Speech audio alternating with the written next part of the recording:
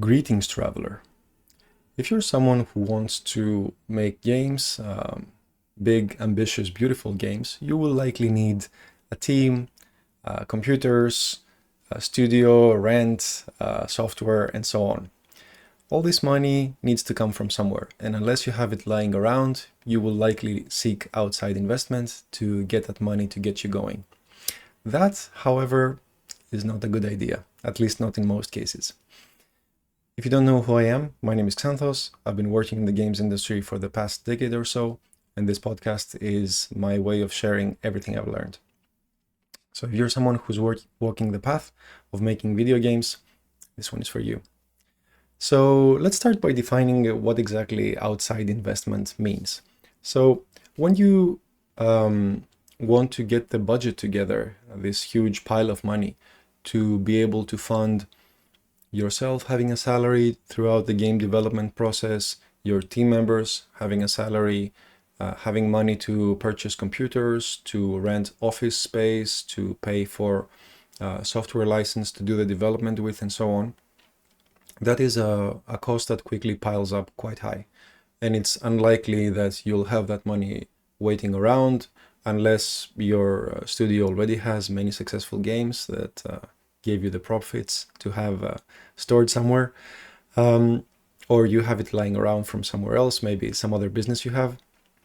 Barring those two, you will most likely talk to a publisher who will offer some money up front to help you develop your game and complete it, and then will negotiate with you for a chunk of the profits to go to them after release.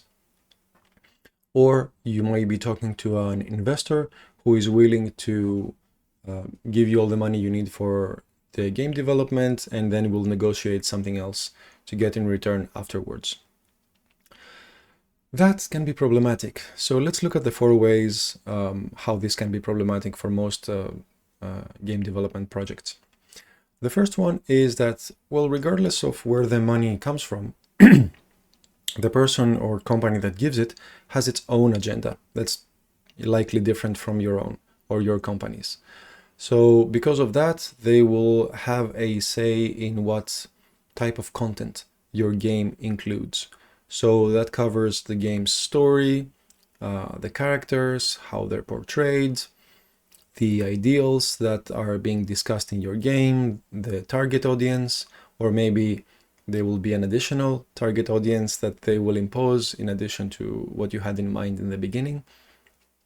And that tends to complicate the development process because it gives you all these additional things to consider, things that you perhaps didn't consider when the game started its development.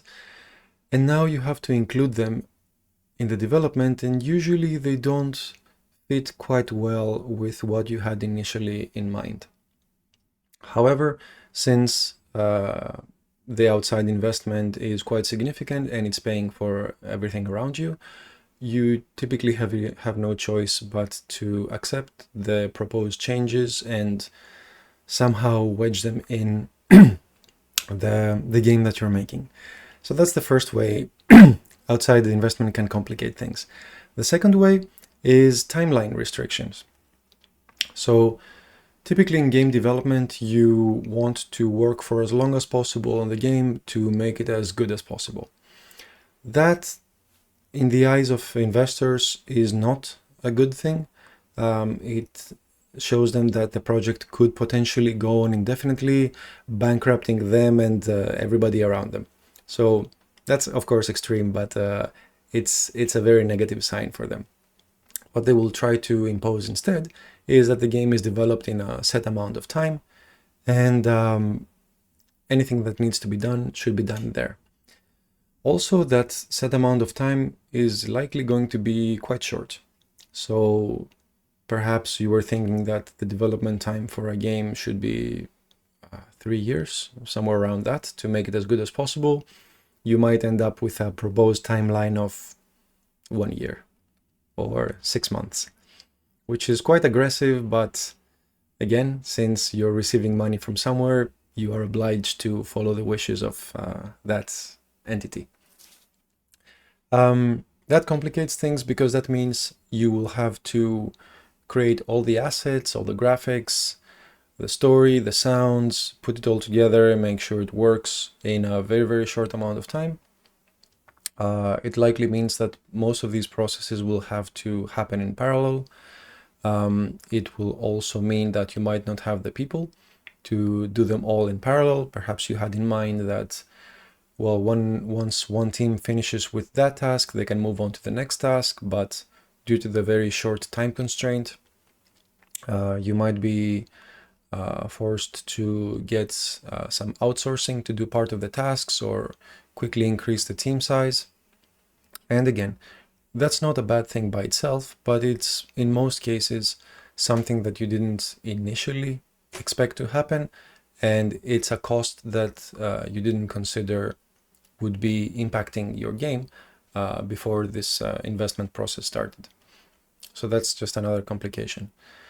A third complication that can happen is the outside investor imposing changes in the team composition or even in the company composition that makes the game. So because they want to guarantee that they will get a return on the investment, they want to make sure that the team that's making the game is according to their liking or specifications. So they will likely interview everyone in the team and propose changes for what should be doing what inside the team, or maybe they will have this discussion with the company's leadership, so the C-level people, CEO, CTO, and so on, and they might want to put in place new people in these positions to guarantee that their investment is in safe hands.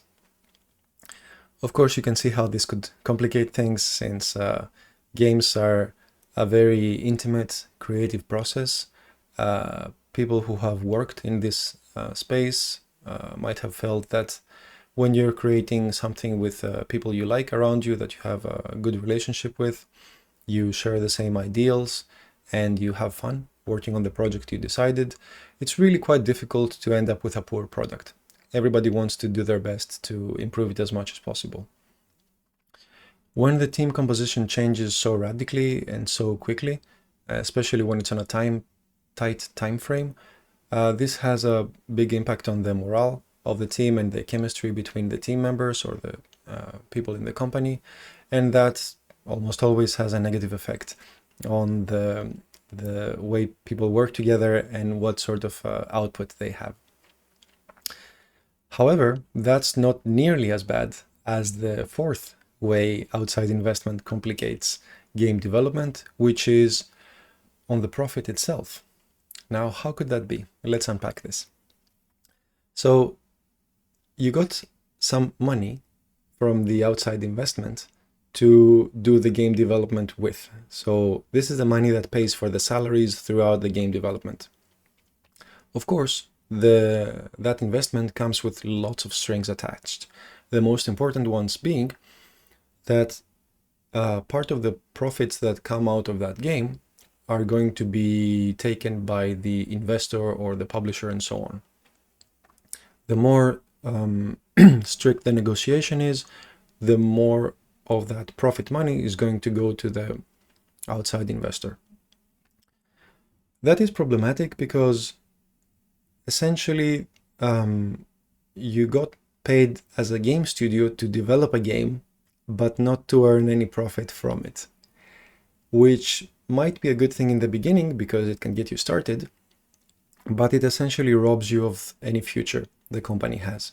So after the investor takes all the profits from the game, they may or may not be interested in working with you longer.